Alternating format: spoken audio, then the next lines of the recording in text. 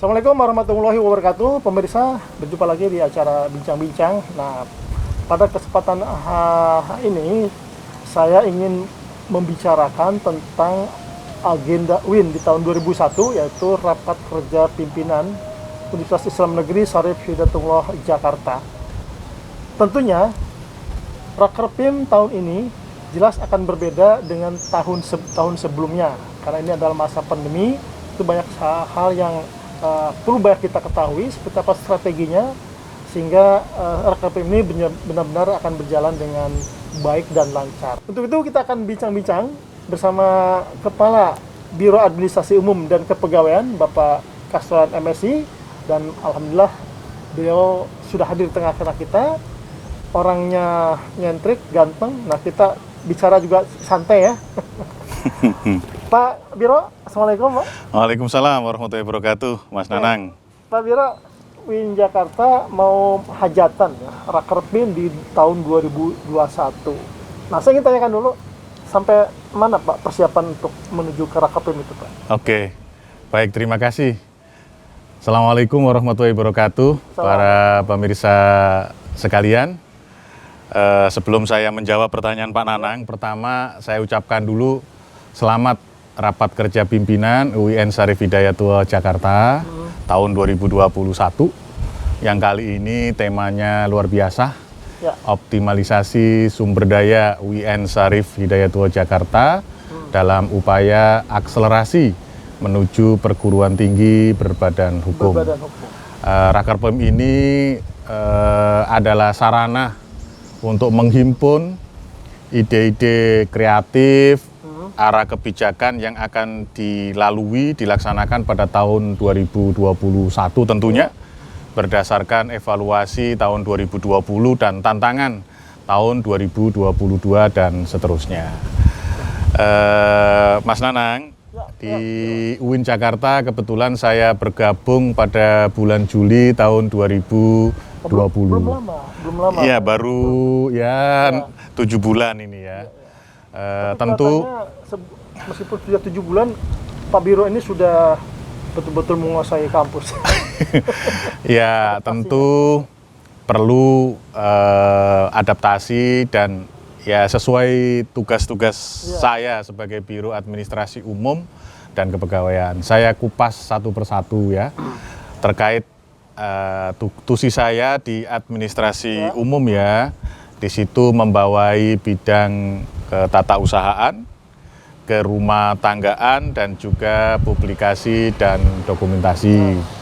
Nah, dari 3 item itu memang tahun 2020 saya banyak fokus di kerumah tanggaan. Ya, jadi saya melihat ya kita punya kampus satu yang cukup luas,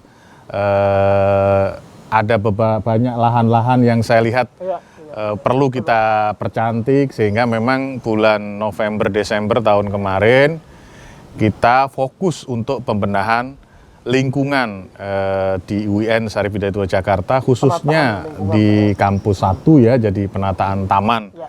Ada 2 area yang menjadi sentral fokus kami. Yang pertama adalah taman di sekitar rektorat ya.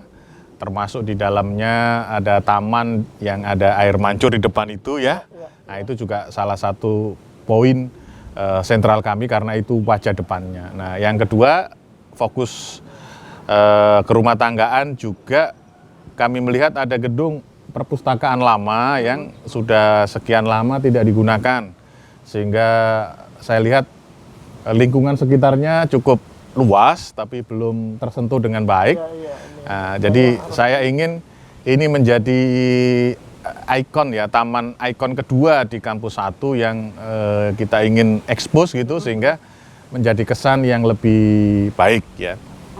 Jadi ini juga menjadi tantangan buat kami di bagian kerumah tanggaan selain tugas-tugas yang lain. Tentu tahun 2021 akan kita teruskan ya. Ada lingkungan yang kurang rapi akan kita rapikan. Jadi sejengkal tanah pun di kampus 1 yang tidak rapi, kami berusaha sekuat tenaga untuk merapikan dan mempercantik. Ya. Jadi Pak Kasran ini punya ide ya, bagaimana kampus ini menjadi hijau hijau, kira-kira gitu Pak ya? Iya, hijau Green dan campus. rapih ya, artinya kita tanami rumput yang rapi gitu. Jadi siapapun yang melihat rasanya senang ya. Tidak mudah menemukan lingkungan pohon-pohon yang sudah besar-besar seperti ini di lingkungan kota seperti ini, sehingga saya tadi sampaikan sejengkal pun tanah di kampus 1 kita coba untuk rapikan ya. Tentu kita kerjasama dengan fakultas, kan ada beberapa wilayah yang memang dikerjakan oleh fakultas ya. Selain itu kita juga merapikan beberapa fasilitas ya yang menjadi apa namanya ya concern ya. Jadi tahun 2020 misalnya kita coba rehab student center ya, lapangan dan seterusnya. Kegiatan mahasiswa. Jadi mumpung ini masa pandemi, mahasiswa tidak banyak, sehingga lingkungan bisa kita optimalkan untuk perbaikan. Karena tidak terganggu oleh kehadiran mahasiswa tentunya ya, termasuk tadi hall C, student center. Kita pun teruskan untuk memperbaiki fasilitas-fasilitas yang memang menjadi fasilitas bersama. Nah, tahun 2021 kita punya banyak rancangan-rancangan untuk perbaikan fasilitas di UIN. Yang pertama kita akan melanjutkan perbaikan taman ya di area-area yang setelah kita tetapkan. Kemudian kita juga fokus pembenahan sarana toilet di tempat-tempat umum yang terutama di auditorium, di diorama, di rektorat gitu ya. Termasuk juga kita usahakan ada rehab-rehab beberapa ruang sidang yang memang selama ini kita sering gunakan, dan kita lihat memang perlu ada peremajaan ya supaya kesan segar itu tampil. Moga-moga pimpinan menyetujui ide-ide saya tahun 2021 ini. Sarana-sarana publik itu kita coba benahi Pak ya? Betul. Semua, ya. Sebetulnya ada satu lagi ide saya ya, tapi tentu pimpinan nanti ya, yaitu kita ingin ada pintu gerbang yang lebih representatif, yang seimbang lah dengan tingginya gedung-gedung di UIN gitu ya. Jadi seperti apa tuh? ya pintu gerbang masuk dan keluar UIN itu kita ingin Hidrolik. rehab. Kita buat ornamen-ornamen yang cukup gagah karena dia tinggi atau besar gitu, termasuk pagar depannya. Ini sedang kita siapkan. Lebih artistik lah kira-kira Pak ya? Iya, lebih artistik dan lebih kekinian kira-kira ya, dengan material-material kekinian. Misalnya ada batu alam, ada ornamen-ornamen dengan bahan-bahan kekinian gitu ya. Tetapi tetap menyatu dengan kekhasan gedung-gedung yang ada di UIN Syarif Hidayatullah Jakarta. Jadi itu salah satu impian saya. Ini sudah disiapkan desainnya, nanti kita papar ke pimpinan. Jika disetujui, insya Allah tahun ini juga bisa kita laksanakan rehab pintu gerbang. Kemudian saya juga melihat banyak sekali konblok yang tidak rapi, levelingnya tidak bagus sehingga air menggenang atau rata, Pak, tidak rata, ada yang sudah rusak-rusak gitu ya. Diremajakan. Nah, betul. Ini juga jadi concern kita yang sudah kita kerjakan sekarang, misalnya di depan Fakultas Usuluddin, Fakultas Dakwah, dan juga di depan Fakultas Syariah. Nanti terus kita akan ke depan, jika di depan rektorat akan kita kerjakan juga sehingga nanti mulus, rata, air juga lancar, tidak menggenang. Kemudian ada satu lagi, kami melihat ada beberapa ruang yang kayaknya sulit untuk kita rapikan sebagai taman. Jadi ruang ini karena tertutup dengan pohon atau luasnya tidak maksimal. Nah, itu akan kita upayakan untuk menambah space untuk ruang parkir motor gitu ya. Saya lihat seperti di depan PLT ataupun di ujung Saintek itu kayaknya bisa kita optimalkan. Itu target kita 2021 bulan Juni lah selesai. Jadi memang saya berharap merapikan taman dan fasilitas parkir di UIN Kampus 1 ini, target saya adalah bulan Juni ya, itu selesai. Selain itu kita juga punya program tahun kemarin sudah kita eksekusi, yaitu kita evaluasi lift ya, lift yang sudah cukup berat ya rusaknya, itu kita evaluasi betul, kita maintenance betul, beberapa kita ganti misalnya selingnya, rotornya, seterusnya. Itu satu contoh lift yang ada di Tarbia sudah kita eksekusi dan kita akan teruskan evaluasi di setiap fakultas tahun ini ya. Nanti ada satu lift yang kita benahi sehingga yang memang rusaknya cukup parah. Misalnya ada lift yang tiba-tiba turun dari lantai 3 atau lantai 4 langsung ke lantai 1 atau berhenti tapi tidak di tempat pintu keluarnya. Nah itu juga mumpung ini tidak banyak mahasiswa, jadi itu kita bisa optimalkan perbaikannya. Ya, di samping layanan-layanan yang lain di kerumah tanggaan, insya Allah kita pertahankan kira-kira seperti itu. Kalau untuk bidang penguatan bidang publikasi Pak, ini saya kira juga penting ya, apalagi masa pandemi segini kan banyak mahasiswa juga tidak ke kampus gitu kan, masyarakat juga tidak bisa kampus, ini seperti apa Pak? Iya, ya memang saya belum terlalu fokus ya tahun kemarin selama 5 bulan itu, dan insya Allah tahun ini salah satu poin saya adalah perbaikan kualitas website ya. Jadi berita tidak hanya bisa dibuat oleh Pusdok, tapi kita minta berita-berita dari fakultas itu ada PIC ya.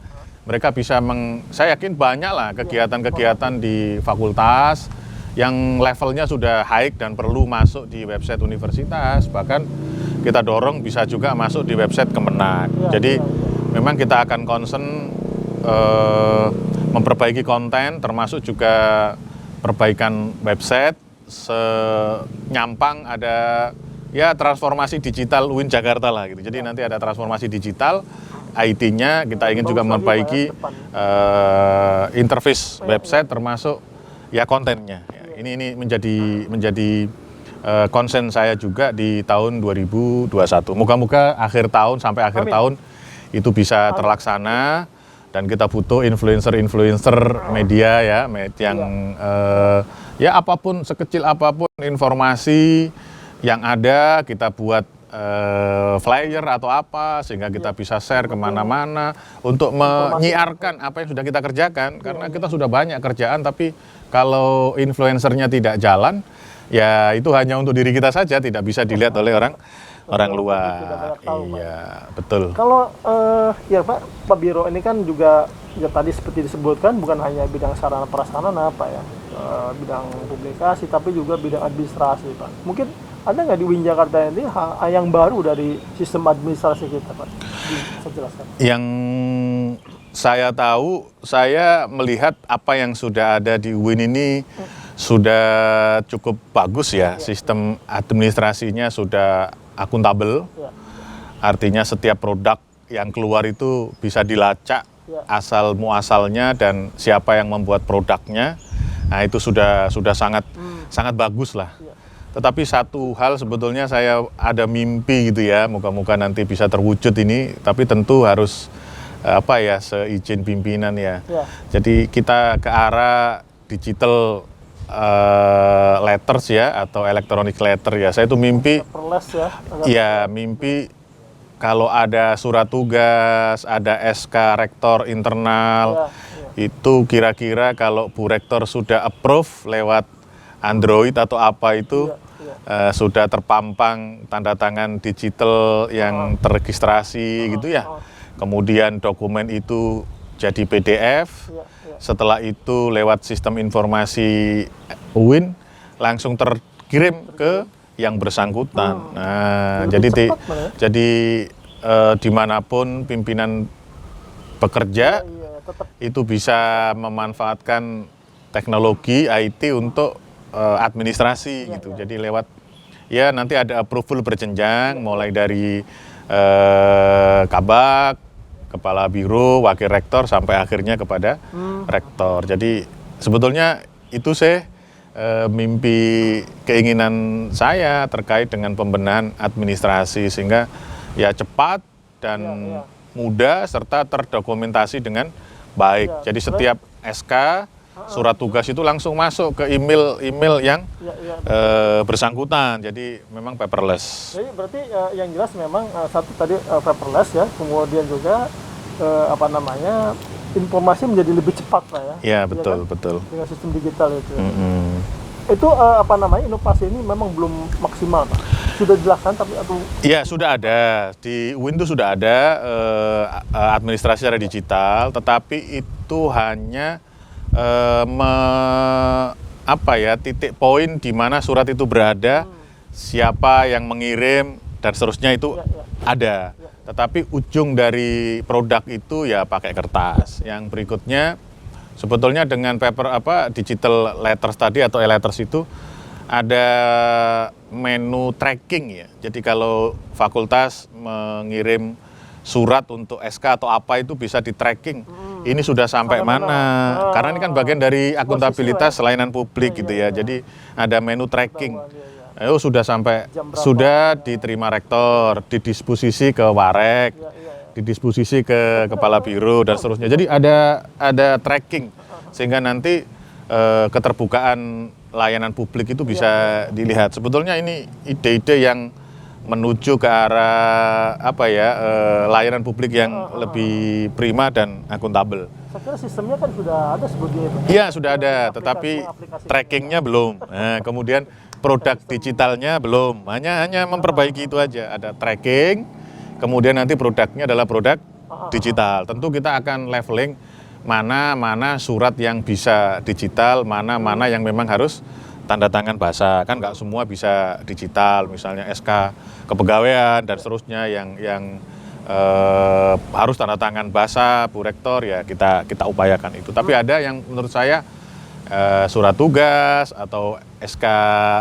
panitia atau SK tim atau SK yang sifatnya internal, saya yakin itu akan lebih cepat dan lebih bagus gitu ya. Kita siap kalau pimpinan menganggap ini sebagai sebuah inovasi dan memang itu kebutuhan di universitas, sebetulnya menjadi challenge juga buat kami di biro yang ngurusin administrasi umum ya.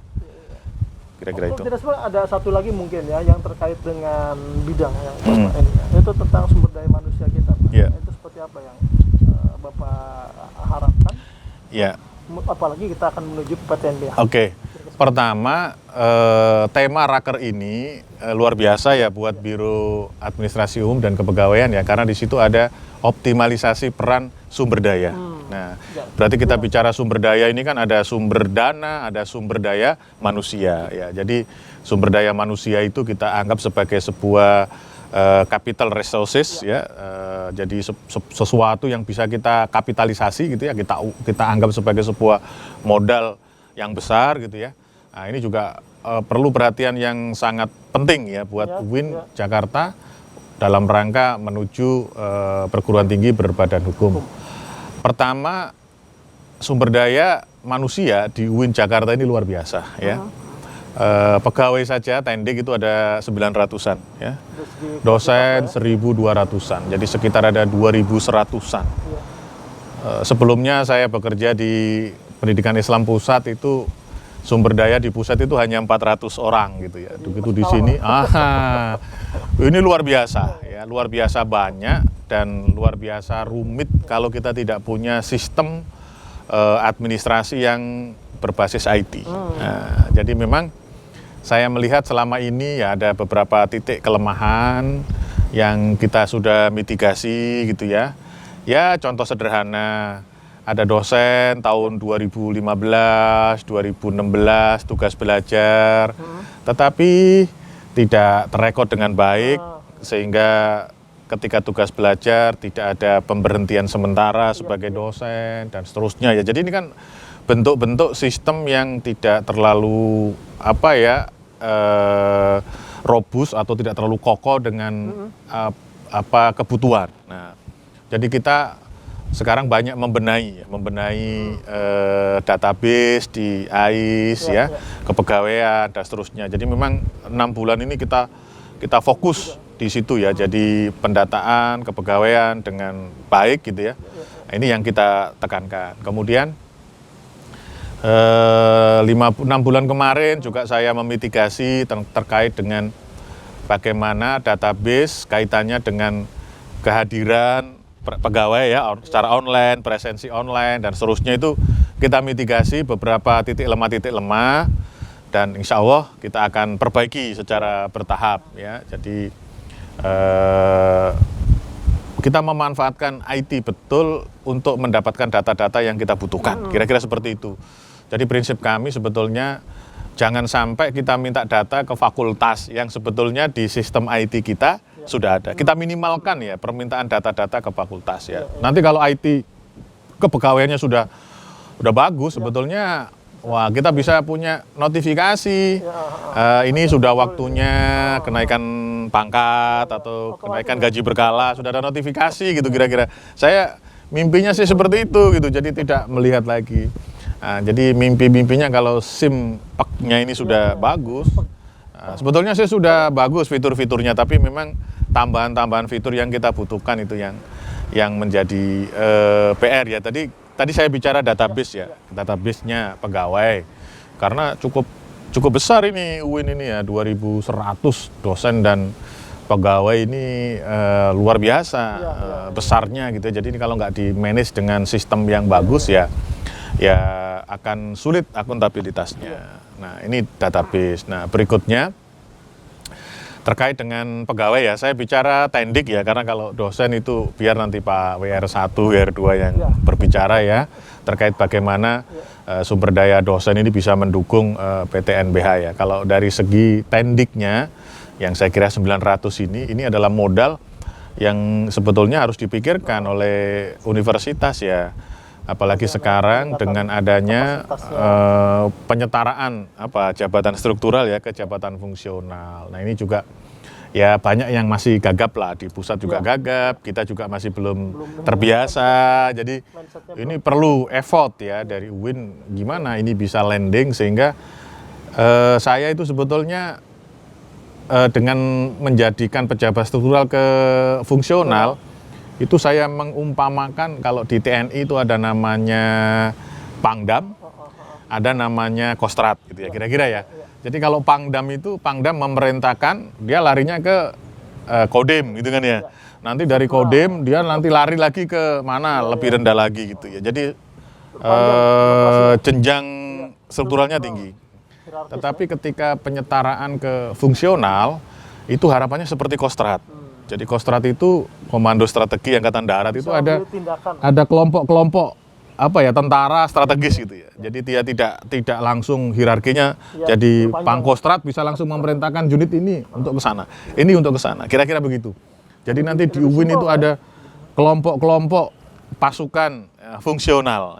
Jadi nanti kepala biro tinggal memerintahkan kelompok X, kelompok ini. Jadi tidak perlu ada ke Kabak, ke Kasubag, jadi itu mengurangi rentang kendali ya, dan supaya gerak administrasi juga lebih fleksibel, lebih luas. Sebetulnya itu mimpi dari penyetaraan jabatan fungsional. Nah, tentu kita berharap pegawai administrasi di UIN Jakarta, khususnya yang PNS nanti itu mulai beralih ke jabatan-jabatan fungsional. Nah, ya contoh yang sekarang ada kan ada Pranata Humas, ada Pranata Komputer, analis APBN, ada fungsional perencana, anak pengadaan barang dan jasa, kepegawaian, analis kebijakan, dan masih yang lainnya. Jadi ada kelompok-kelompok.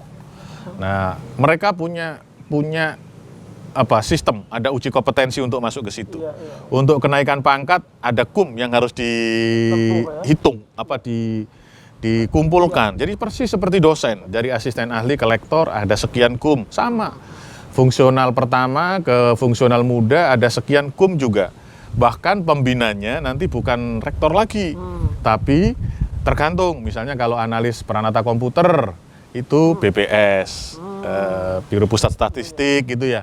Kalau analis kepegawaian, Kementerian Keuangan, analis perencanaan, Bappenas. Jadi nanti mereka yang akan menentukan kriteria-kriteria dan komponen-komponen KUM-nya. Jadi ada instansi pembina. Nah, kalau ini sudah bisa dilakukan, pastilah kualitas pejabat-pejabat fungsional ini akan bagus gitu ya. Akan bagus, dan memang dia ahlinya itu. Jadi kita berdasarkan keahlian. Ya, berdasarkan kompetensi kan. Jadi tidak lagi administrasi ya, tapi ke fungsional. Nah, arahnya ke sana ya. Nah, kalau sudah ke sini, mereka kan punya jenjang juga kan, ada fungsional pertama, muda, madya, seperti dosen kan, asisten ahli, lektor kepala, guru besar, persis seperti itu. hukumnya, tuntutannya dan seterusnya. Nah, kalau sudah seperti itu antara dosen dan tendik sudah mirip tadi penjenjangannya. Nah, kita berharap juga ada intervensi remunerasi yang berbeda gitu. Jadi antara yang jabatan fungsional dan yang administrasi harus berbeda. Karena memang keahliannya beda. Ketika naik ke jabatan juga harus ada penambahan remunerasi juga gitu. Iya, jadi ada jenjang karir, tapi juga harus diimbangi dengan jenjang remunerasi gitu ya. Nah, kira-kira seperti itu. Yang untuk pengembangan SDM. Nah, di luar itu semuanya, kita di OKP juga sekarang sedang memperbaiki beberapa regulasi kepegawaian. Nah, jadi yang pertama, kita sedang menyusun pedoman pegawai PTT dan PT. Jadi gimana sih rekrutmennya, gimana impasingnya, gimana kenaikan misalnya gaji berkalanya, itu kita desain ya. Kita sudah buat itu. Kemudian yang kedua, kita dengan SPI kemarin juga sudah membuat namanya sistem penggajian pegawai tetap dan pegawai tidak tetap di UIN Jakarta ya, yang selama ini sudah ada.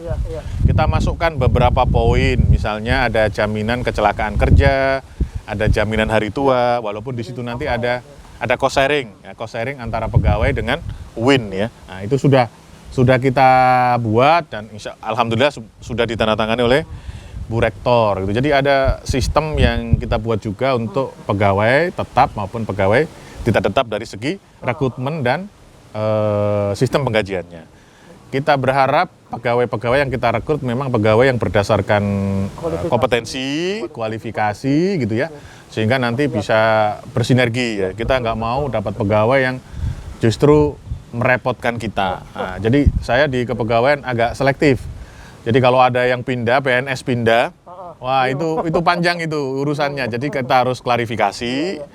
Dan kita juga melakukan intel ya, jadi kita juga akan tanya ke instansinya mengapa ini pindah dan seterusnya itu. Jadi sudah banyak yang mau pindah ke kita dan hanya sedikit yang kita terima, yang dari pegawai ya, hanya sedikit. Dan saya lihat sedikit sekali dari yang pengen pindah, yang kita terima sedikit sekali. Saya sangat selektif. Pertama usia, yang kedua kompetensi, yang ketiga rekam jejak, itu yang paling penting ya, rekam jejak. Karena kalau ada pegawai pindah dari pusat ke UIN, ada apa? Ya, itu rekam jejak. Nah, jadi itu pasti kita telusuri. Ada yang dari Lampung pindah ke sini, itu kita telusuri ya. Kita telusuri apa-apa dan rata-rata kalau ada penelusuran kita, ya biasanya datanya akurat. Dan kalau sudah ada ini, saya nggak pernah majukan ke rektor, udah kita cut di sini. Gitu ya. Nah, kalau ada dosen PNS mau pindah, nah biasanya kita ajak dekannya gitu ya untuk melihat seperti apa kesungguhan dan kebutuhannya. Nah, jadi kita tidak mau memutuskan sendiri untuk dosen. Nah, khusus untuk rekrutmen dosen memang kita sedang menyiapkan pedomannya bekerja sama dengan LPM ya. Jadi kita ingin punya dosen-dosen tetap yang memang kualifikasinya ya bagus lah, karena kita juga memberikan penghasilan yang memang berbeda dengan dosen yang tidak tetap dan agak tinggi lah, lumayan lah gitu ya kira-kira. Nah, itu jadi sistem rekrutmen, sistem pengelolaan pegawai dan karir tadi saya sudah ceritakan semuanya. Insya Allah ini akan kita lakukan, moga-moga tahun 2021 ini ya kelar lah. Tapi saya sangat berharap betul dengan transformasi digital UIN sih, karena di situ sebetulnya yang pondasi untuk ini bisa lebih bagus. Oke Mas Nanang, terima kasih. Saya kira ini obrolan yang cukup menarik juga ya. Banyak hal yang sudah disampaikan oleh Kepala Biro kita, dan mudah-mudahan ini juga menjadi ruang inspirasi bagi kita semuanya, baik kalangan sivitas akademika maupun pemirsa semuanya. Baik, itu saja dulu bincang-bincang untuk saat ini. Sampai berjumpa lagi. Wassalamualaikum warahmatullahi wabarakatuh. Waalaikumsalam warahmatullahi wabarakatuh. Makasih Mas Nanang. Makasih pemirsa.